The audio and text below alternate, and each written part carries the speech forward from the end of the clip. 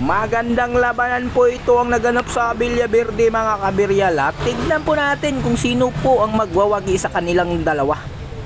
Ito po si Kanor Davao ay napalaban po sa isang player na taga Iligan City na si Tutoy Daga. Tignan po natin mga kabiryal kung makakabalik pa ba si Tutoy Daga. Tignan po natin mga kabiryal ha. Tignan po natin.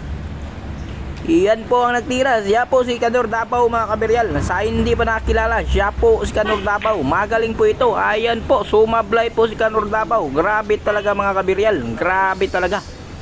Nakatira naman si Tutoy Daga. Grabe talaga. Tignan po natin ang tira ni Tutoy Daga.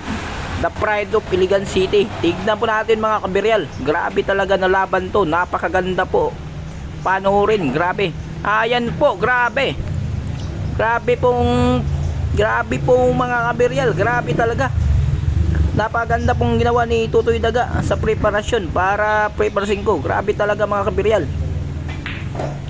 Ayan po mga kabiryal. Grabe talaga. Pinitik lang para preparasyon sa size. Grabe talaga. Napakaganda po yung ginawa ni Tutoy Daga, the Pride of Iligan City. Grabe talaga po. Grabe talaga mga kabiryal. Grabe talaga. Ayan po, pinitik na naman, Pictos na naman ang nagdala para preparasyon sa city. Grabe talaga, napakaganda po, panoorin na laban. Grabe talaga, grabe talaga, grabe talaga na laban to mga kabiryal. Grabe talaga. Tignan natin mga kabiryal kung maubos na ba ito ni Tutoy Daga, the Pride of Iligan. Grabe talaga na laban to. Ayan po, grabe talaga.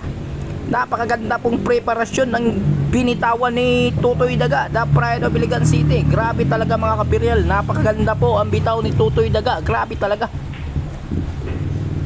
Ayan po mga kabiryal, tinulak lang. Grabe talaga ang ginawa ni Tutoy Daga. Grabe, pag sumablay ka, pag ikaw yung kalaban, pag sumablay ka, wag mo nang isipin, makakabalik ka pa sa mesa. Grabe talaga maglaro si Tutoy Daga. Grabe talaga. Isang error mo lang sa kanya, hindi ka na makakabalik sa mesa.